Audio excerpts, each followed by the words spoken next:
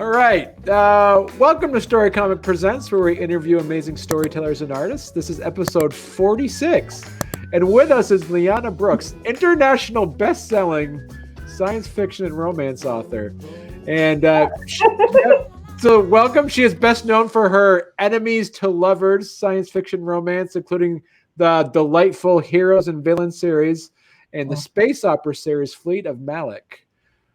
She's here to talk with us about her latest paranormal romance novella, All I Want for Christmas is a Reaper, which is part of her All I Want for Christmas series, which will be out, as we said, December 1st, correct? Mm-hmm. Yeah, this is great. You know what? I got to say too, Liana, I've been looking forward to this interview, just doing some research, just reading more about all these book series you do. And you have, what is the last kind of like 30 published books now? Is it 30 something? I stopped counting the short stories.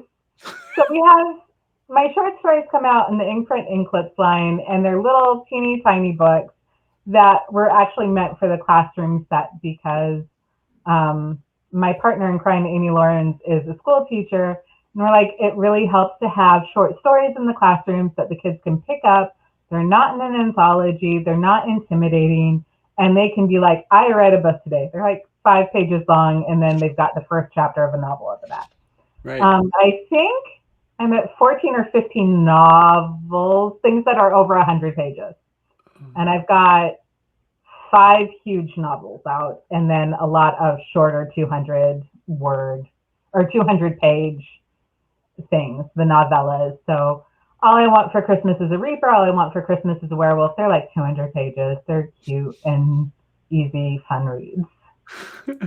So before we kind of get into talking about your books and also and what we want to do is also, because we do have a lot of, up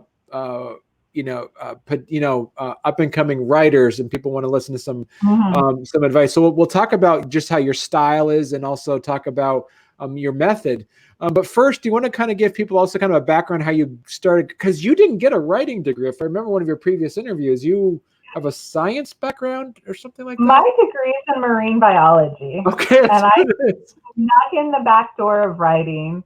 So I have a degree in marine biology. And I studied algae. I wanted to study sharks, but we didn't have a professor who was studying sharks, so I studied algae.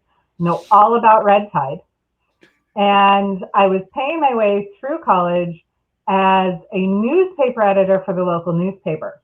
And so I walked in when I got there, and it's like, I'm going to be your sports editor because you have none. And I took it over. And then I wound up being one of the editor-in-chiefs for the newspaper, and I was working for the newspaper. And when I graduated, I had a baby. My husband had a job. We were nowhere where I could go back to grad school. And I was like, this is fine. I'll take a year off. And I was going to do some freelance writing. And everybody kept offering me these editing gigs. They're like, no, come edit for us. Don't write for us. Come edit. We need an editor. We need a layout editor. And I'm just like, but I have a baby. And I've got another one on the way. And no. And so I pulled out some old writing that I had done just for fun in like high school and stuff and started typing it up because it was all handwritten. And it was terrible, and you will never see it. And then I started writing again, and I got on critiquecircle.com, and I met some friends, and I was just writing silly things. And I wrote this absolutely ridiculous story about a supervillain who marries a superhero, and he has 4 kids, and his wife goes back to work, and he's at home with these 4 kids with superpowers, but he has none. He was a supervillain by using gadgets and stuff. And it was hilarious. It made all my friends laugh. And then there was a call. I'm like, I'll try to get in the anthology. And I did not. I didn't get into the anthology. But it got picked up by Breathless Press, who is a Canadian small imprint. And the editor is like, oh my gosh, this is hilarious. I love it. Can you write some more?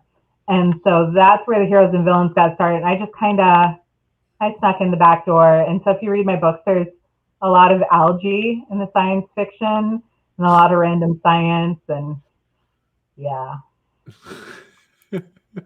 So you started off with, as you say, because you have a few book series that you're consecutively writing. It's, the first one is your Heroes and Villains. Yeah. That was, and then you also have your, where to get back to the, and then you have your Time and Shadows, which we can Time and talk about. Shadows came out from Harper Voyager, HarperCollins, and didn't do great on the first run. Just didn't have quite the marketing, quite the love it could have gotten. It was hard to market though, because I was writing a sci-fi thriller with a Hispanic female lead, and she doesn't use violence. She just outthinks everyone. And so it was really hard for the marketing team to market it with all the other books that they had, where they had these strong, very kick butt women who are just, punch and swords. And I'm like, yeah, she has a baton. She sometimes throws it at a person, but she doesn't actually. So it was hard. And that's getting re-released and remarketed next year. But it is what it is. I love it. I think it's a great book. It was hard to market in that when it came out. Tough market. And then we have Fleet of Malik, right, which I love and adore. And so, because you have, and now as we're going to talk a little bit about your All I Want for Christmas series. But so this is now with All I Want for Christmas series is now, that's going to be 4 ongoing series that none of these are finished, correct? None of these. Time and Shadows is a complete series. I'm not planning on adding anything there. It was left kind of open-ended. So if it goes and takes off and time travel mysteries pick up again, maybe I could go back to it. The Heroes and Villains series kind of staggered to a stop because the small press it was with closed, and I had to re-release them. And so it was hard to want to go back to it after all the problems we actually had with piracy. And even Villains Fall in Love is my most pirated book, and it still gets about 100 to 800 downloads a month on pirate sites. Oh, wow. So it's really hard. I'm like, yeah, it sells like 10 copies a month if I'm really lucky, and then it gets downloaded 300 times, and it's really hard to want to continue the series when a book gets pirated that much. Right. Because there is a fan base and people love it and they write to me about it, but I'm not ever sure if they actually bought it. And I kind of need to get paid if I want to keep writing because I have bills. But yes, the Fleet of Malik series is still ongoing. The All I Want for Christmas series is a series of standalones, but I do have at least one more planned for next year because my friend twisted my arm. And at this point, we're like, well, we have a blue cover and a pink cover, and we're going to have a purple cover. So we'll just do one for every color of the rainbow, and then we'll have a whole rainbow of books. It'll be fun. So. Well, yeah. And that was the thing your partner, Amy Lawrence, is the one who basically begged you, because she loved All I Want for Christmas is a Werewolf last year, and asked you to make this as a series. And so, with that said, and so you said maybe 3, but like realistically, these are kind of novellas, so they're kind of short form novels. So, and you just put the other one out last year, which means this one's coming out this year. How successful was and did you just find some good enough success using it via Kickstarter to being able to try to keep doing these every year to have them come out now in December? My success for these, you have to understand the backstory. I hate Christmas. I'm 8 years old. I don't like spending money. I don't like shopping. And I grew up very poor and in a broken home. And so the whole Christmas and Santa and getting together with family, not my favorite thing when I was growing up, because I was bouncing between parents or grandparents, and we really didn't have much of a Christmas. And that whole Santa thing is a lie when you're poor. Santa's not bringing you anything fancy, or again, a pair of socks from Goodwill. So I was, 2019, summer of 2019, somebody's like, 30 more weekends till Christmas. I'm like, I'm going to murder you, actually. No, don't do this to me. You're ruining my summer. So it started as this little short story idea of somebody who hated Christmas as much as I did. And she had her reasons for it, and all I want for Christmas is a werewolf. Dell has no memory. She was in a very bad car accident.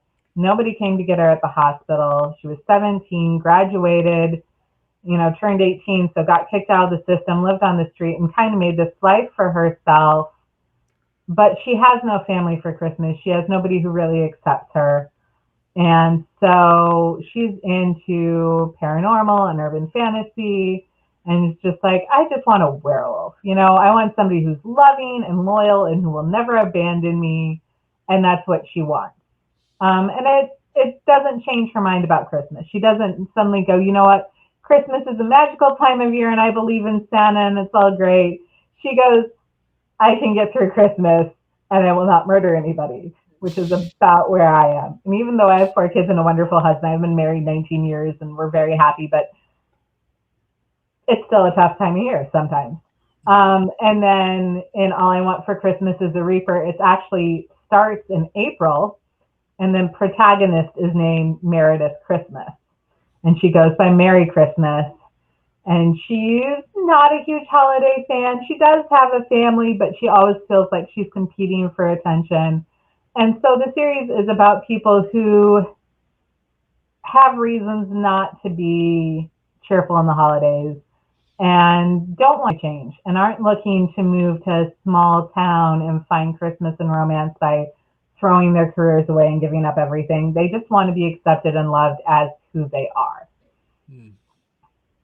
So there's which didn't answer your question at all. No. I realized. I wrote it for me, and I wrote it because I thought it was hilarious, and my crit partners thought it was hilarious, and then it sold okay. And I was like, my editor came back. She goes, "So that's your best-selling book this year?" I'm like, "Oh, that tracks actually. Yes, all of my fans would agree with that. I think that's fair." And the Kickstarter that we did was not just for the book, it was for a fan kit. So Inkprint Press has fan kits. So there'll be a flower crown and an enamel pin and some other little surprise goodies for the people who back the Kickstarter. And they will get a special edition of the print book that actually has multiple points of view. So the main book is first person from Mary's point of view. And then the Kickstarter will also have first person from Seth's point of view, from the romantic hero's point of view, just for those who got the fan kit. So, but yeah. And one I got to ask now, do you have, is Amy pushing you, like you said, it's like the rainbow colors? Are you guys fighting on how many of the books in these series are going to be? And no, I brought it up because when I wrote All I Want for Christmas is a Werewolf, there was just kind of a throwaway line where Rafe mentions he's bi. And it was just in passing because he was kind of based off a friend of mine who is bisexual. Not a big deal. And then I wrote All I Want for Christmas is a Reaper. And it's like, we almost have the right colors because we've got blue and pink. We almost have the right colors for the bi pride flag, but we're off. The colors are wrong. We should have put purple in between. So I'm like, next one has to be purple. But Mary's bi too. And some of the other characters are going to wind up being queer. So we're just like, I'll just make them rainbow so my readers know what they're getting themselves into. And if they want less allosexual characters, they can go read Time in Shadows because there's a bunch of asexuals and demisexuals over there. But these are openly on the page, queer, bisexual characters. And that's just because I know people who are. I'm demisexual myself. I am what I am. And I wanted people to have a place, especially since the books are about being accepted as you are. I wanted to make sure that they were safe and friendly for people who sometimes don't get to feel like they're welcomed everywhere. Yeah. I just wanted them to be at home. Yeah. And so are you looking at then, so with this, so your fans can expect at least a 7-book series on this then, right? There's 7 colors in the room. Yeah, because just because I want the covers, honestly. I realize that we're like, and I have book series that I'm like, no, we're going to have this many books, and this happens in each of the books, and this is how it's going to be. And we have to do it because this, and this. I've written book series like that.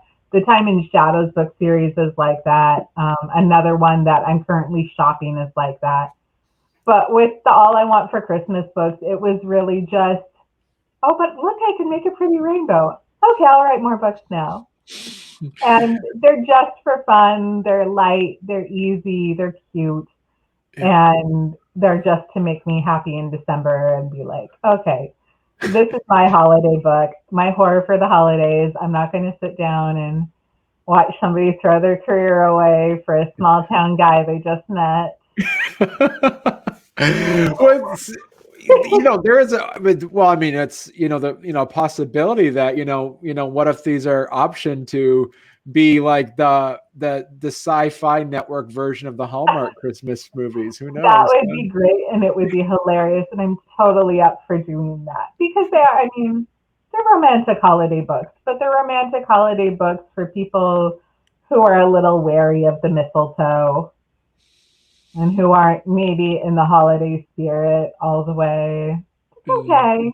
Not everybody has to be like, let's decorate, and soon as pumpkin spice and Halloween is over, let's put up a Christmas tree or menorah or whatever you happen to celebrate and light the house and put little Santas and evil elves all over the place. You don't need to do that. You can enjoy the holidays without that. So without giving anything away, is there any ideas of what you'd have for protagonists for the other books, like well, the vampires, next one is All I Want for Christmas is a Gargoyle, and it's going to involve a gem heist. Oh, that's going to be fun. That's already plotted out. And I have a friend who lives in New Orleans who's like, what if I wrote All I Want for Christmas is a Siren? So I might actually wind up sharing the series with somebody if they get around to writing it. Or I might make them go write their own series in New Orleans. So, but yeah, I've got Gargoyle, and I'm kind of open-minded about the rest. I can't use ghosts because we use the ghost, and even villains have interns. So I can't use a ghost. And I don't see me using a vampire. So got to figure out something else. Maybe we could always get, trolls or, some of these like more, kind of like grim fairy tale types. Sea witches. All I Want for Christmas is a sea witch. Yeah. Maybe. I don't know. We'll find out. You will be as surprised as I am. Yeah, and as I say, if you keep up, it's going to be, one novella a year. And would you do this? So with the success you did with the Kickstarter, are you and Amy looking at having Inkspot Press kind of do this as a Kickstarter every October now? I don't know if it's going to be every October, but Inkprint is going to continue doing the fan kits with new releases. What we did is we realized that when we do a live release party, we're paying for food, we're paying for the venue, we're paying a lot of money, and it doesn't always even out, especially for smaller authors. But if we do a fan kit, the book is already written, the cover is already done, that's already set. All we're selling is some extra goodies, and then the author gets to take home that royalties. And I'd rather put a couple $100s in the author's pocket for their release day and their launch than to have them shell out money for a venue, especially in 2020 with COVID, where we had to cancel so many events this year and so many cons we didn't get to go to and so many signings we didn't get to go to. Kickstarter was a really good option for our fans, especially when you've got international fans, because my fan base is all over the place. I move a lot. My fans are all over. So even if I'm in a city, I can't guarantee that I have, a solid group of 20 or 30 fans that live in the same city with me, because work takes me places that are odd and strange and far from civilization. And that's okay. So this was just an easier way to launch the book, to make sure my fans got some goodies and a handwritten note and something extra for being there and being supportive. And it's fun to do. And then the fan kits will go up for sale on the Inkprint website, so that if we have a couple extra every time we do a Kickstarter, and we plan to have a couple extra every time we do a Kickstarter. And that way people who want them as a gift box or something for someone can buy them from the Inkprint website. And so I wanted to talk a little bit about that. You and Amy on your Inkprint Press website, you guys have it's that idea of actually having these fan kits. Talk to us about, is that something that's almost proprietary that the two of you came up with, or did you get this idea from someplace else? Okay, so when Change of Momentum was coming out, we were going to do press kits, and all the big presses in the States send out a review copy, and it's usually in a pretty box, and it might have some little trinkets, a pin, a bookmark, some little special something for the reviewers. And so we were putting together these packages and talking about them. Amy's like, it's a shame that only like the priority reviewers are getting these. They're not going to our fans per se. They're going to the professional reviewers who are reviewing us for big sites and everything. And I said, yeah, it would be kind of fun. And we looked at the box kits that you can order. There's all sorts of like YA box kit where you'll get a YA novel and then special goodies with it. Or you can get, book of the month club type of thing with a tea or a coffee or a candle or whatever the thing happens to be. But I thought it'd be fun to do for our readers. And we're, very small micro press. We have the most wonderful readers in the world, obviously, but they're very niche readers. Sometimes they're looking for very specific books. My books always have questions about identity, and then the found family, and usually enemies to lovers or rivals to lovers thing going on. And so they're coming for something very specific. And like, I'm not sure they necessarily want tea or coffee, but they definitely like pins and goodies and other little things. And so we put it together thinking that would just be fun for those people who want something special to go along with their books. So it was a combination of ideas. Right.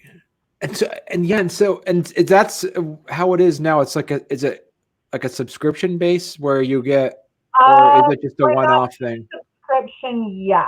We might at some point, but not yet. And I don't have the fan kit I have an empty box over there, but I don't have the fan kit with me.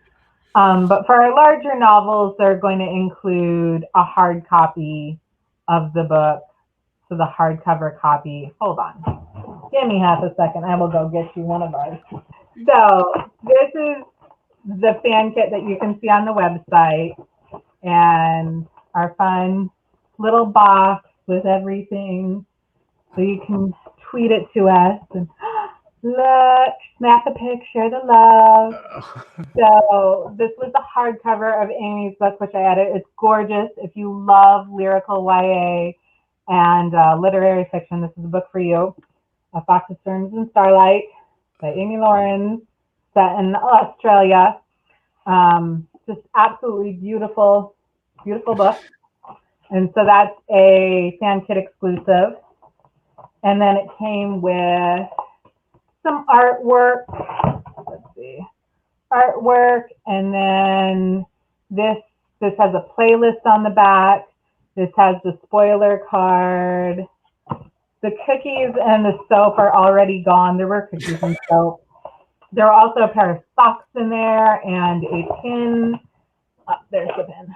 The pin is from Black Kookaburra, also an Australian small business. Oh, wow. I don't know if you can see that. So that was what was in that fan kit. And it was super fun, super cute. The Reaper fan kit is going to be a little bit smaller. It's not getting a hardcover because it is a novella. It's not a long book. It's only 200 pages or so. But the fan kits are super fun. They're fun to get. Sometimes I get to keep the prizes out of them, and sometimes my children steal them. So talk to us a bit about also just from before we jump into talking about just how your method of writing is and how you're able to do that, I want to ask you some specific questions. I'm putting on my nerd hat for a second, and also asking about your world building. Now, Okay. so I'm curious because you basically have, I guess, I'm curious to know if of your series, yeah, your series, your Fleet of Malik, your Heroes and Villains series, and your Time and Shadow series, are they when you decided to write, like say for the Fleet of Malik, for instance, how is that process between putting pen to paper and to with it when you just kind of get inspired by the idea?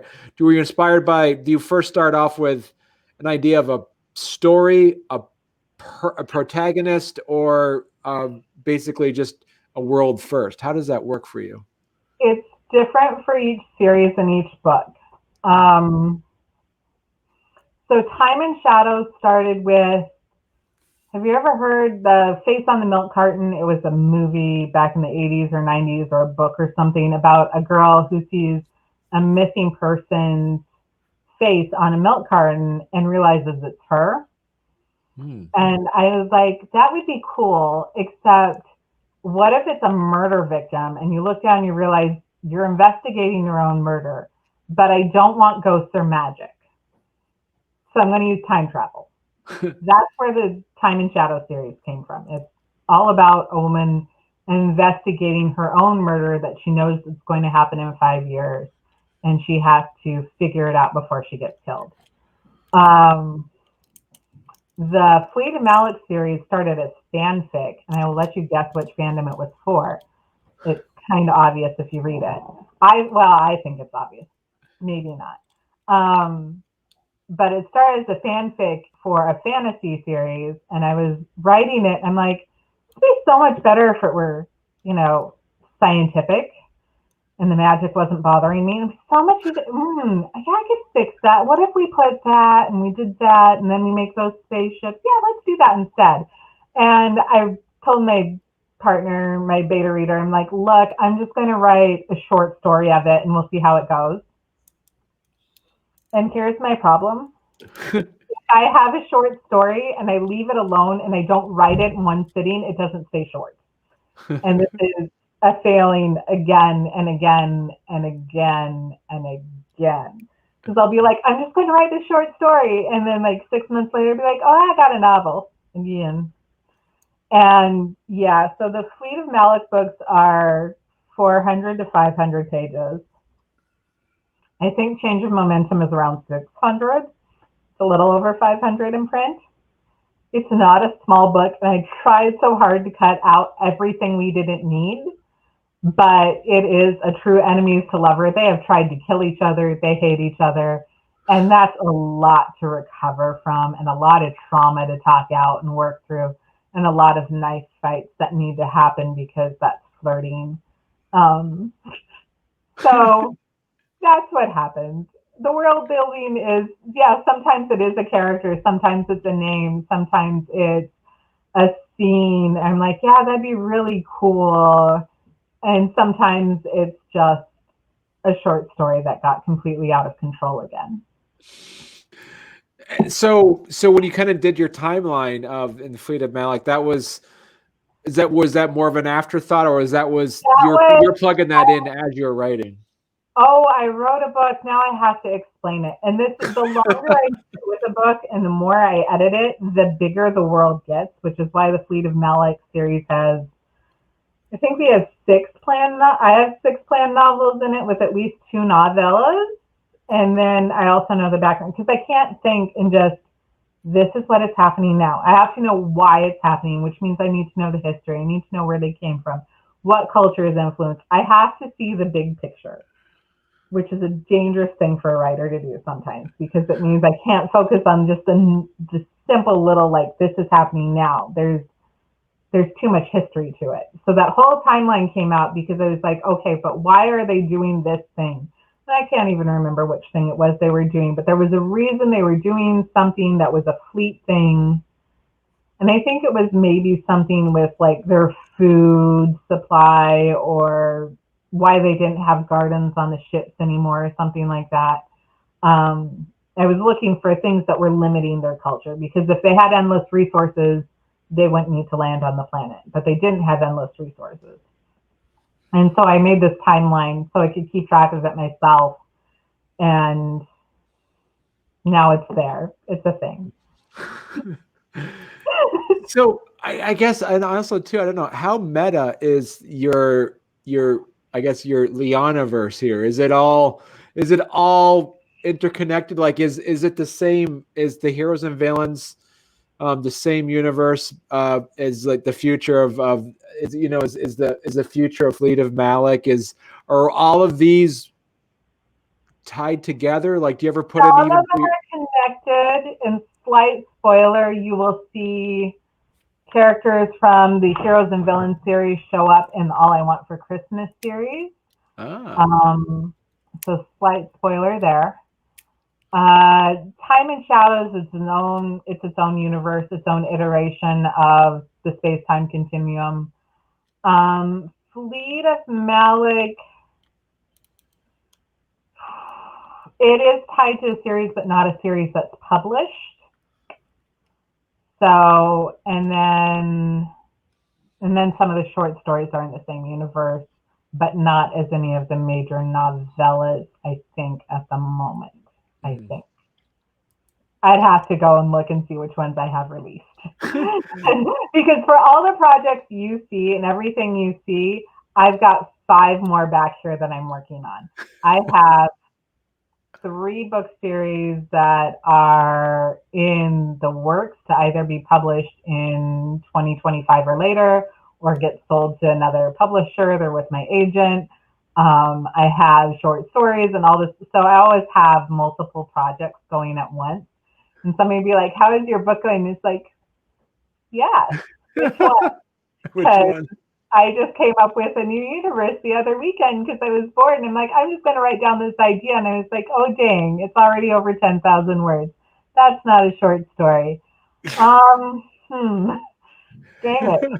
So, and now it has a mood board and a whole thing, and I worked out the outline for it. I'm like, okay, I could do that in 3 books, except it creates a whole other universe. But that's okay. Well, do you ever throw in for the sake of your fans of like little Easter eggs where like a drop of maybe like a brand recognition of something from another series? Do you ever throw in some of them? All the time. There's names of books dropped into things, or Time and Shadows might be one of the worst because I just literally stole my friends' names off of Twitter for characters.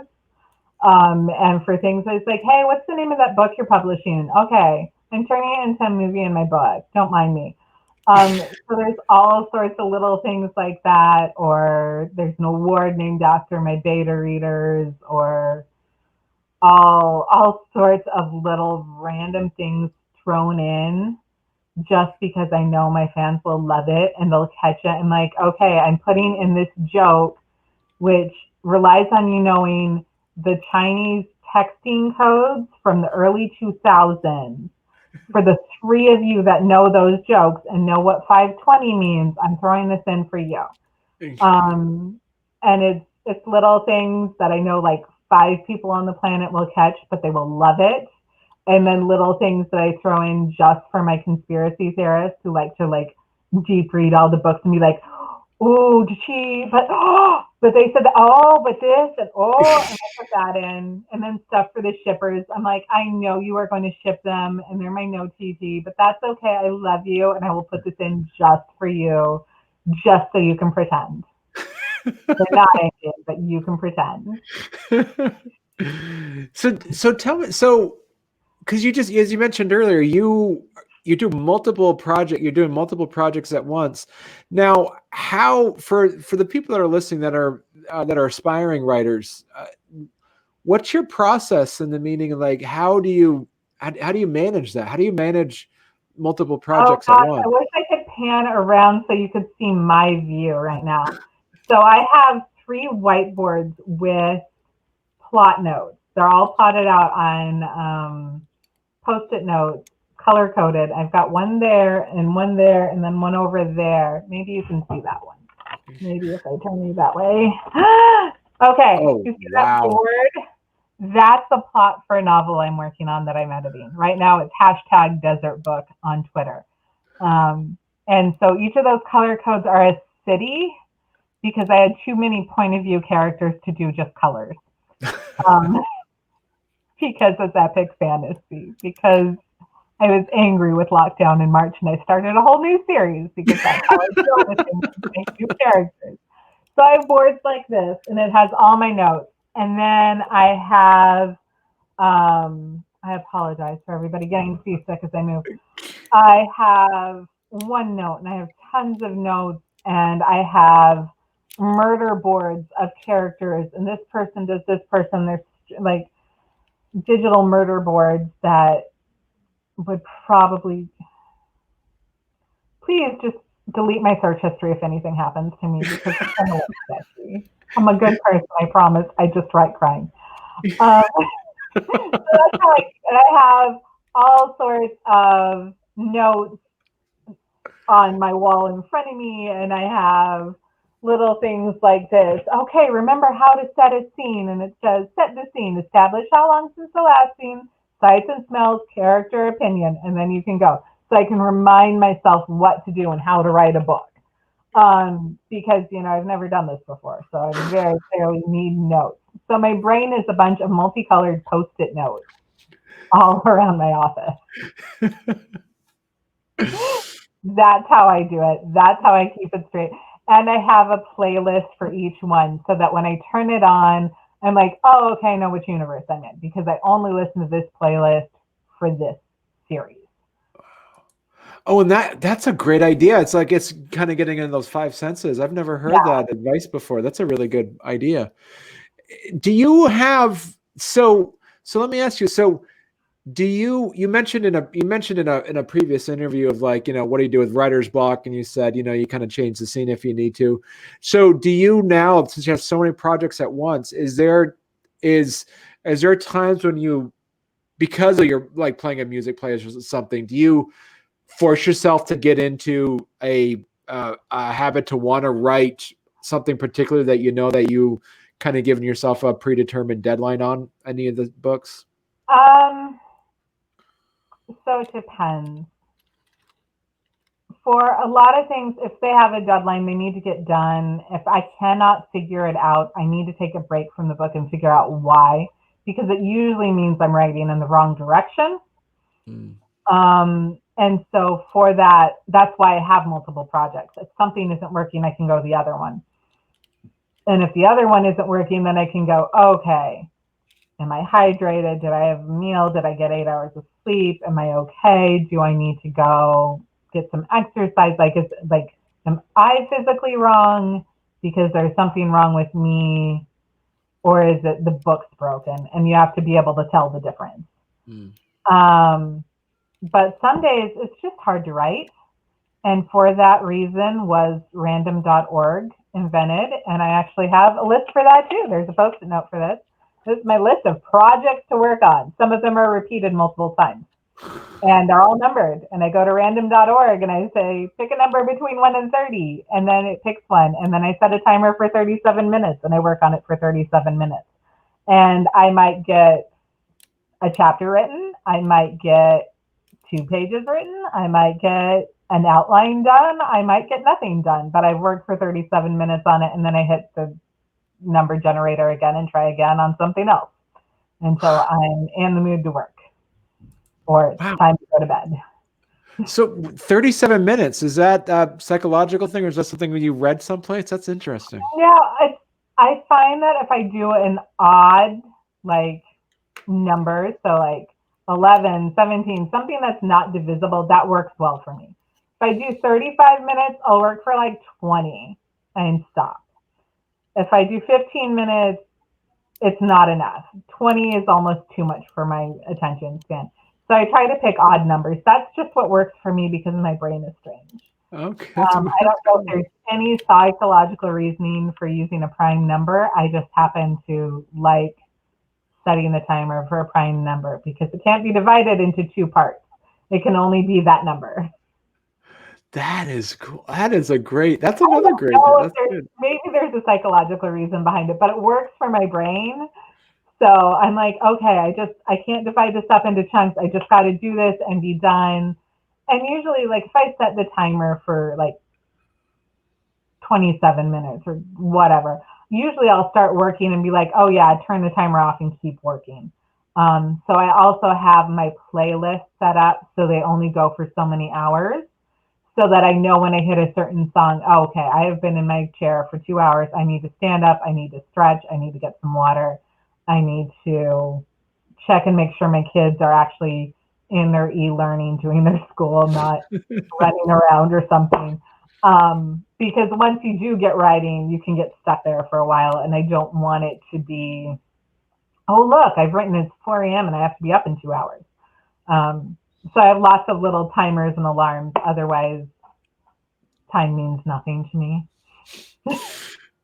And you mentioned too, is like you said in a previous interview, you mentioned that people are asking how would you determine what would you do for a self-publish and what would you actually bring to a publisher, and you mentioned that like anything that would have mostly broad appeal, you would try to bring it to a publisher, but some of more of your niche stuff, you're more than happy to do it with doing it with your with Inkprint Press.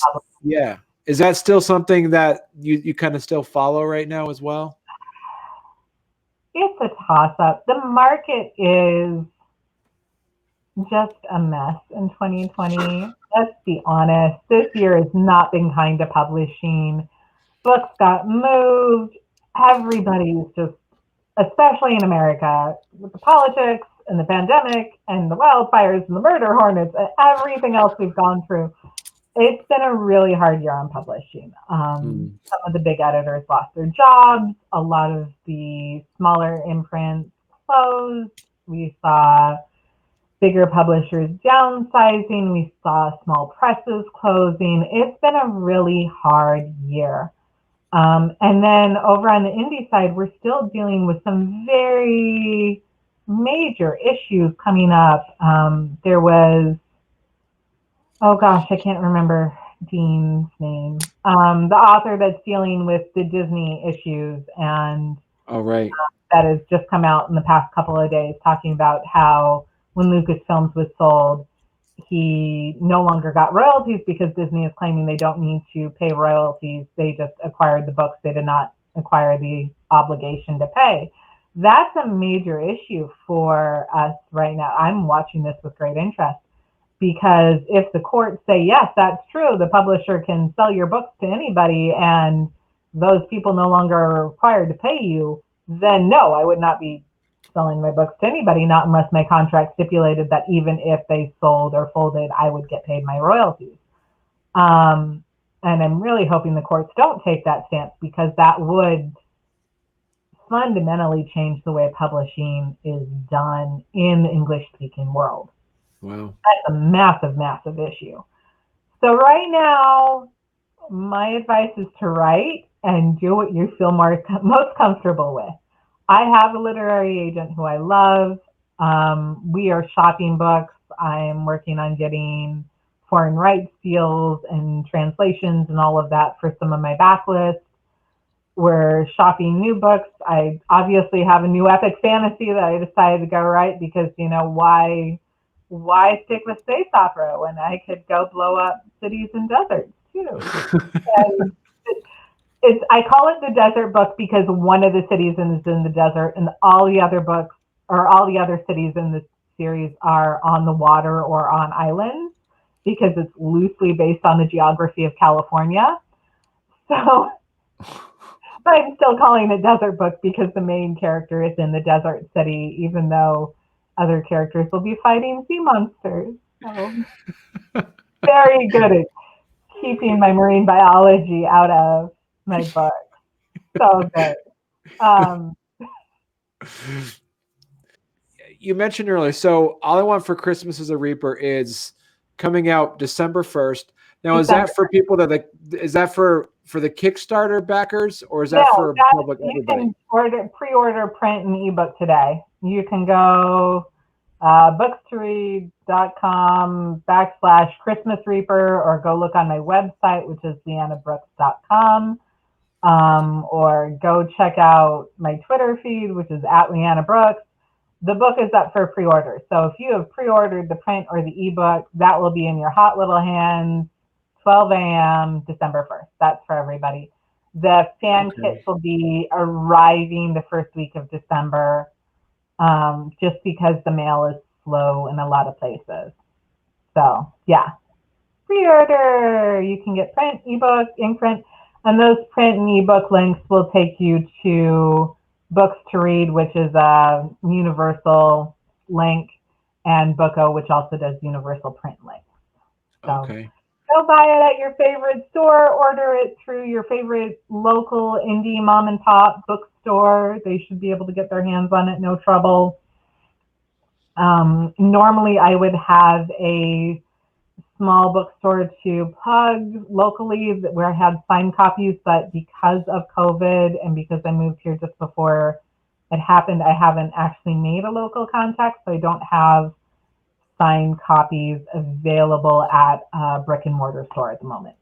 But if you desperately need one, send me an email and we can make it happen.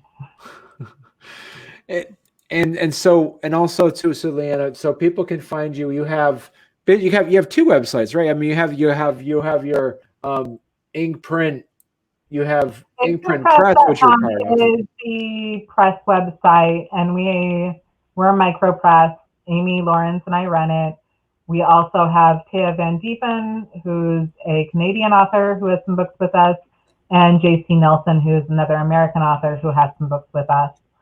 And then lianabrooks.com is my main website, where I have everything you need to know about me.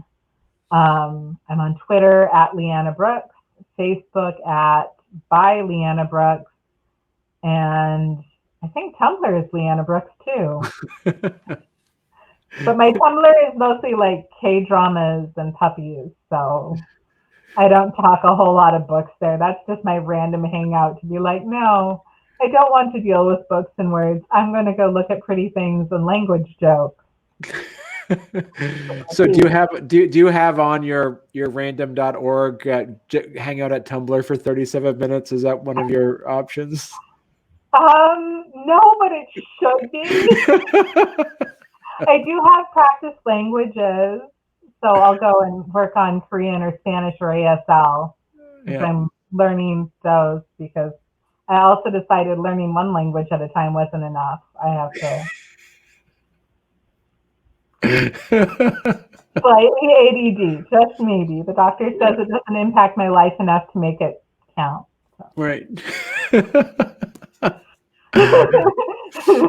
The doctor does not want to know how I would survive without my Post-it notes. So if I have Post-it notes and timers, I can get through this.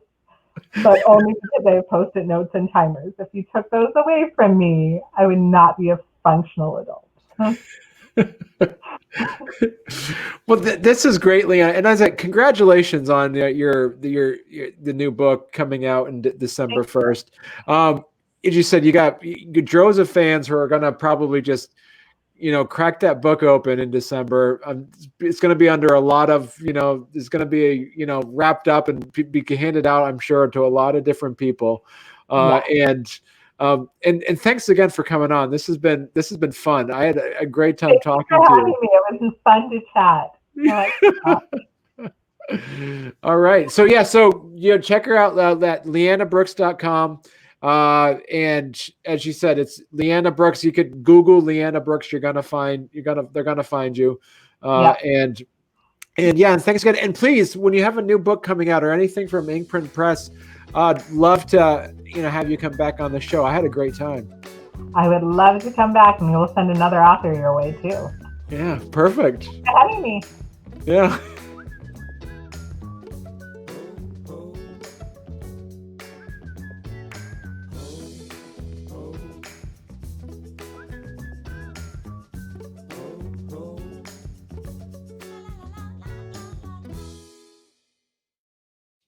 I've auditioned for award winners. But so technically it's correct if I say award winning, right? Yeah, just not for fiction. Whoops, sorry. I could change it to acclaimed. How about that? Acclaimed, yes. I'm internationally acclaimed. I sell very well in Australia and Canada. That's true. See?